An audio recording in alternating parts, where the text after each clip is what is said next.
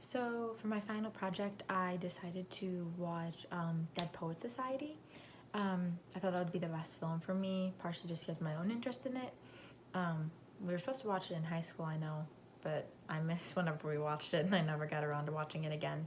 So just knowing about the plot, like just the general plot, the actors that were in it, I definitely knew that it would be something I was interested in.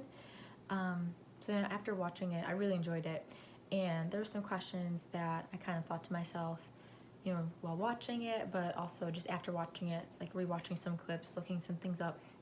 Um, I kind of wanted to first focus on just those four pillars of excellence that the boarding school had at the beginning. We talked about tradition, honor, discipline, and excellence. And obviously the boys, kind of all made fun of those things. But I kind of had my own question that I answered was, you know, what, which pillar or pillars, you know, are the boys and Mr. Keating undermining throughout the film? And really, I thought that it was tradition.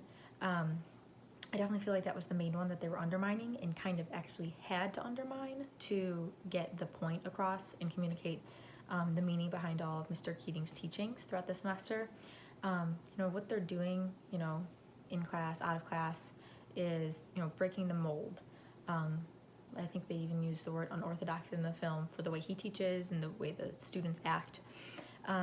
Like an example I was thinking of was, like being an actor. It isn't traditional.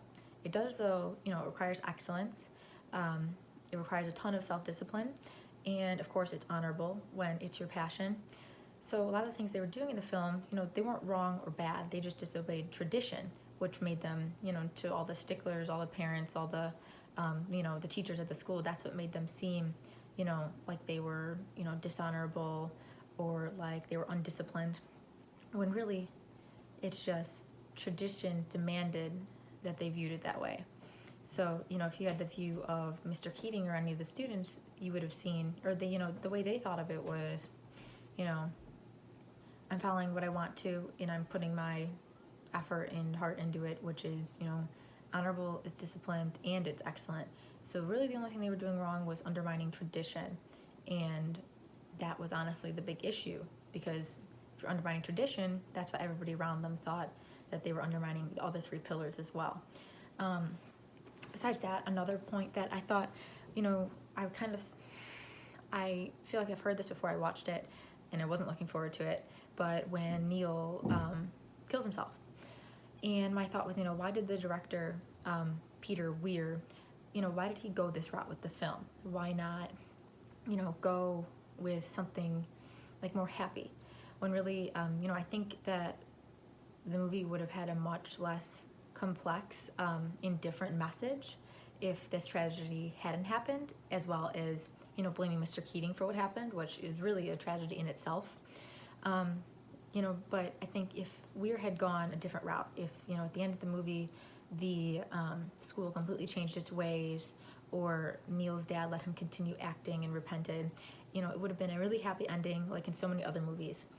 But I think the movie that this movie stands out above others and is still highly regarded is because the director didn't really take the easy, happy way out and put that typical happy ending.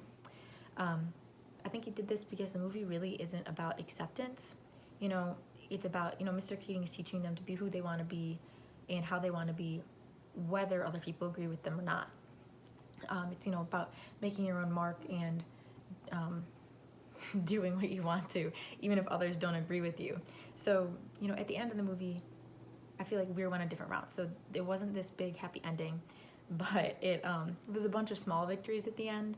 So even though Mr. Keating had to leave, even though really a lot of the adults in the movie didn't change perspectives, the kids did.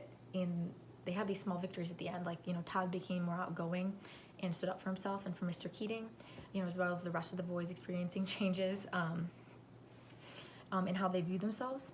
And I think the movie kind of had to be bittersweet because it showed that Mr. Keating had made a difference in their lives still. They sort of lost the battle but didn't lose the war sort of thing. They can still all write their own verses. Something else that I wanted to touch on was the symbolism behind Neil's crown.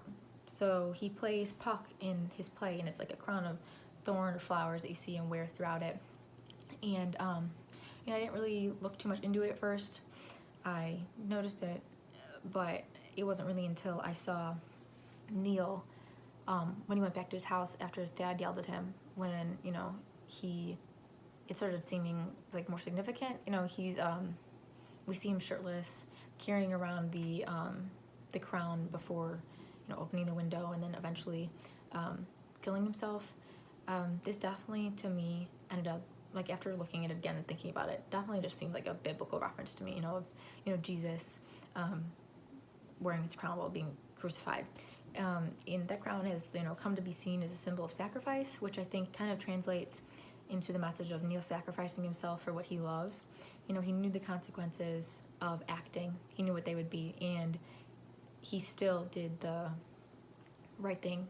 He still remained in the play because it was his passion.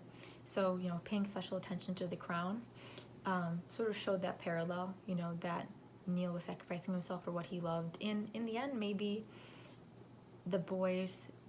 another reason that Weir went with, Neil's death is because it made the boys take Keating's messages that much more seriously, and it made them kind of see the injustices around them a little bit more. And some of them fought against it, some of them didn't, but most of them still that's going to stay with them for the rest of their lives.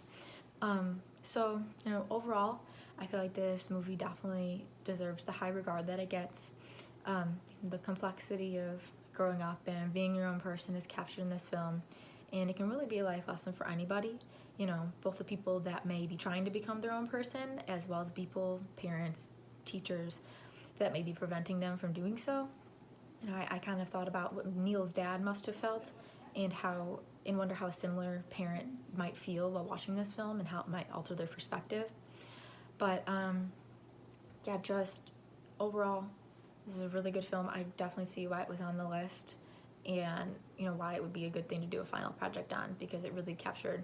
I didn't really notice as much, camera angles or that sort of thing, but more of all the messages that went behind it I thought were very thoughtful, and I could see why, what was it, basically 30 years later, kids are still watching this in school. We're still talking about it in a film class. I definitely agree that it is memorable.